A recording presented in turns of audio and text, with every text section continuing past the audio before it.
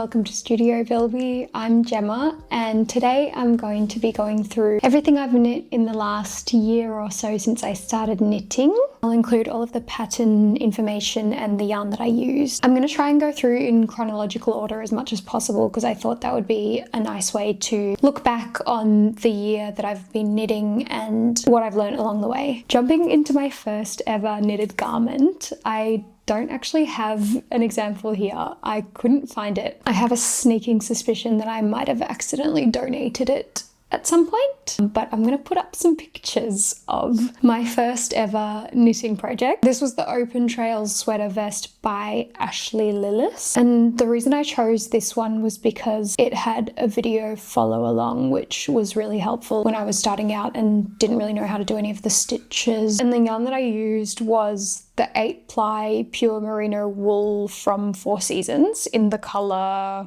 Jade Stone. For a first project, I feel like it turned out okay, but I didn't really know how to weave in ends properly, and so where I weaved in the ends it looks really wonky and not very nice. And because I'm a bit delusional and like to jump headfirst into any new skill that I'm learning, I thought that it would be a good idea to attempt the porcelain sweater by Lynette as my second ever knitting project. When I was looking at YouTube videos of knitting for inspiration, I came across Katie Snook's video where she had made the porcelain sweater, and I immediately was like, I need to do this. And it was my first time following a colorwork chart, but I found it relatively easy to pick up because I'd done a little bit of that with crocheting. I was obsessed with this project. I couldn't put it down. In all of my free time, I was knitting. I would spend probably like 6 hours a day knitting this, which means it took me only like 4 weeks, I think, just over 4 weeks maybe from starting to blocking, and this like sparked my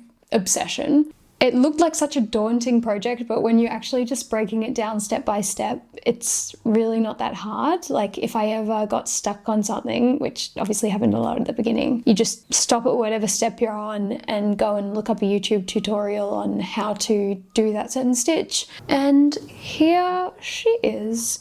I love this pattern and I love how soft and fluffy it is, and I just can't believe I made this as my second ever knitting project. Like I'm still so proud of it and I love it to this day. I loved it so much that I ended up making a second one for my husband. So this is the one that I made for him. Unfortunately, it's really big because I didn't understand how gauge worked and mine turned out smaller than I thought it would, so I ended up making his in the largest size, which by then I'd figured out my tension issues, and so I ended up making this massive jumper, but he does wear it a lot, so I'm glad about that. So happy with how they both turned out. To be honest, I'll probably make it again. For the white areas on both of them, I used Drops Flora Off-White and Drops Brushed Alpaca Silk Off-White. And for the blue colourwork in my sweater, I used Drops Flora in Uni Blue with Drops Brushed Alpaca Silk in Pacific Blue. And for the colourwork in Daniel's sweater, I used the Drops Flora Uni Caramel and Drops Brushed Alpaca Silk Light Beige. And the next one I'm going to show you is the Ivy Blouse by Petite Knit.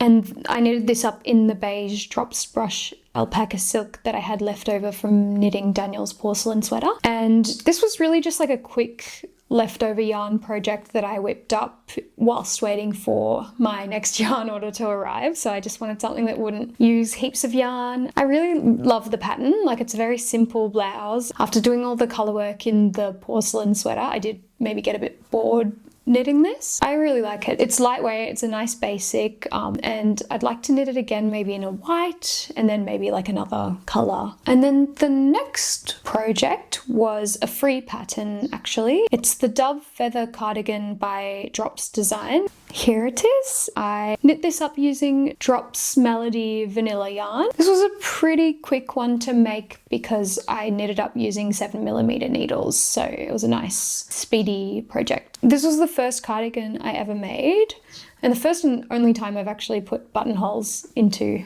a knitting project. At the end I brushed the yarn to make it extra fluffy, which was really cute. It's flattened a bit now, but it had a really nice like fuzzy halo around it when I first did it. My only regrets with this one is probably not making it long enough. Like it's a little bit short at the back and I kind of have to pull it down a bit. So I'd probably knit this one again in another color, but just like make it a bit longer, maybe go up a size and not make it so cropped. And now I'm going to talk about another cardigan, which is also a free pattern by Drops called the Delicate Dance Cardigan.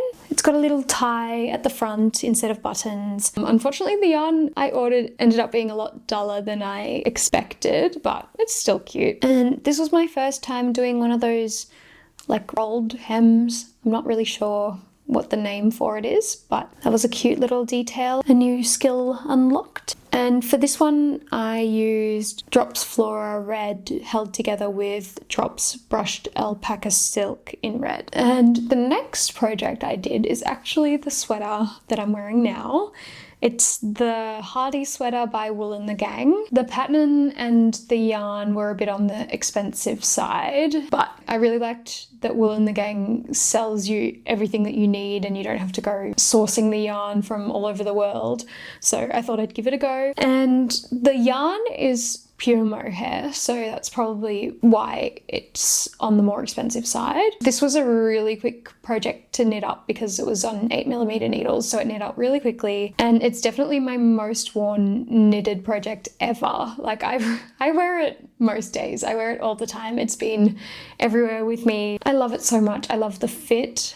I love how cozy it is. It's really oversized. I love the colors. And so the yarn for this one was the Take Care Mohair in blue chalk, chocolate brown, and winter white. And then I attempted to recreate this sweater pattern by knitting in the round, because the only thing I didn't like about this one is that it knit up all in separate panels, and I didn't really enjoy the process of attaching all the panels together because I'm a bit lazy. So I modified the pattern to make this version. So for this one, I used Drops Melody in light sea green, pistachio ice cream, and petrol. But the fit didn't turn out the same. It's not as oversized and cozy. It's a bit smaller, and I'm not a massive fan of the colorway, so I don't wear it heaps. I do wear it a bit, but obviously if I have to choose between this one and this one, I'm going for this one every time. So yeah, unfortunately, I don't really wear this one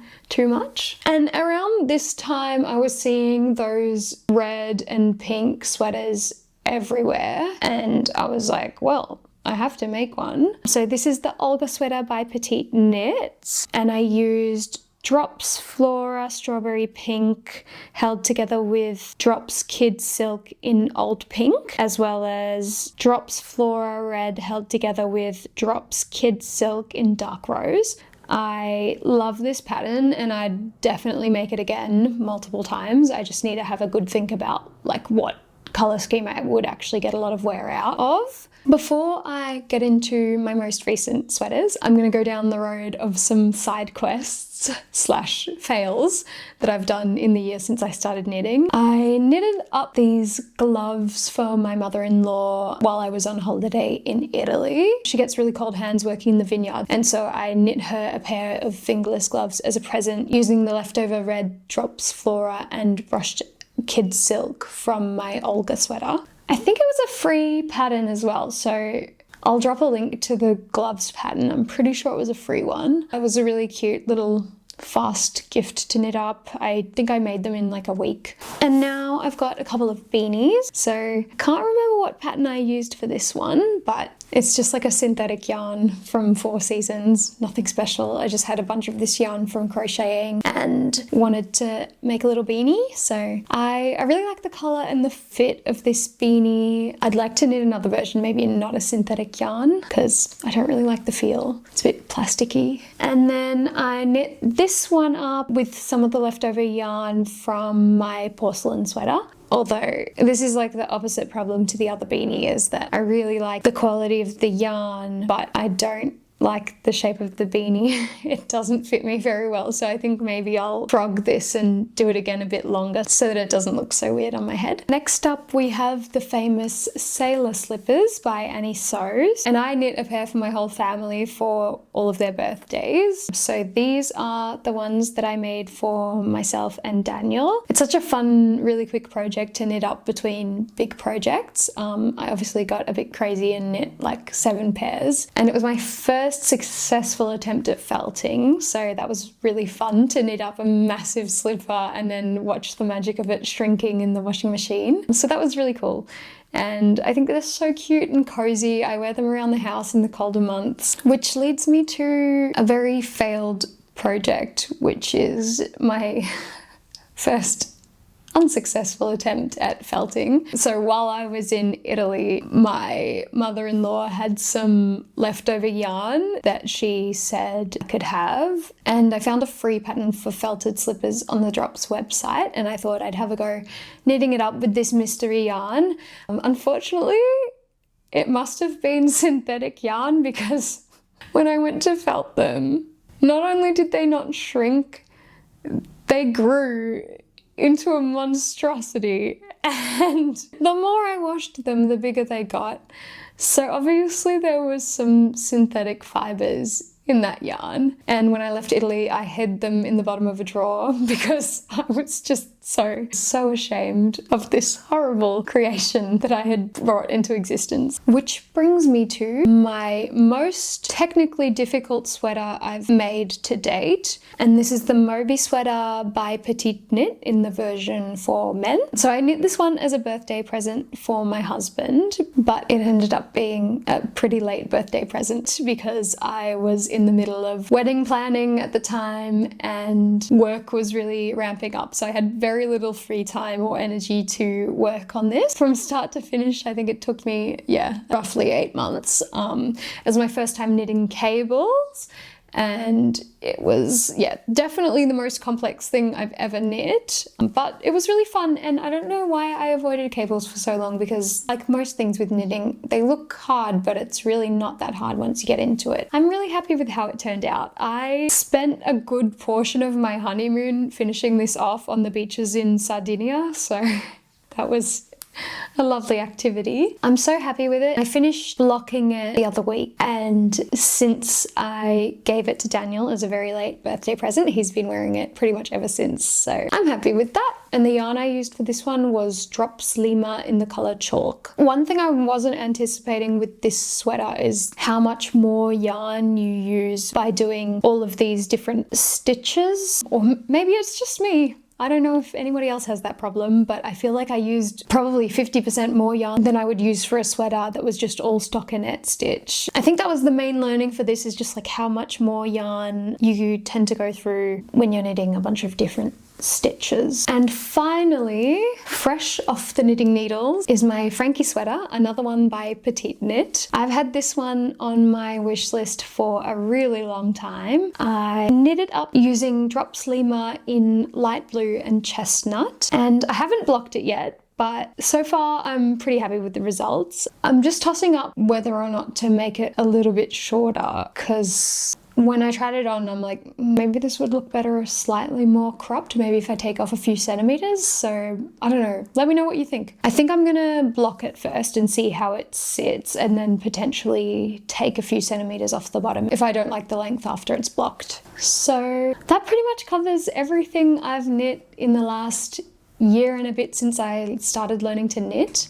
What's next? I'd love to become a bit more selective and conscious about the yarn that I'm choosing. As you've probably gathered, I buy almost exclusively Drops yarn because I feel like it's a really good balance between cost effectiveness and quality. So maybe now that I'm a bit more confident with my skills, I can allow myself to invest in better quality yarn, just because I did not want to take a risk with such nice yarn at the beginning of my knitting journey. And another big thing I'd like to focus on on is being more selective of the styles and the colorways that I choose, and not being afraid to frog a project if it seems like I'm not going to be fully happy with it, or if it's not something I'm going to wear a lot. Some of these projects I just don't get a lot of wear out of because I'm not happy with the color or how it fits me. And I know that's all part of the process, but I think now that I know a bit more what I like and I'm a bit more confident in my skills, I think I can afford to make some wiser choices about the types of things that I know I'm realistically going to get a lot of wear out of, because it doesn't really make sense to put as much time as you do knitting a sweater, for example, only to not really wear it that much. And something I'd also really like to do is repurpose yarn from existing sweaters. So like, I've been thrifting a lot of sweaters where I really like the yarn and it's good quality, but it's not exactly the right size or shape. So I'd really like to start getting into the process of taking that yarn and processing it into new skeins ready to be knit up again. But yeah, that's pretty much everything. I really hope you enjoyed this video. And if you did, make sure to give it a thumbs up and subscribe. And if I left out any information, feel free to let me know in the comments. I'll do my best to get back to you. And thanks very much for watching. Goodbye.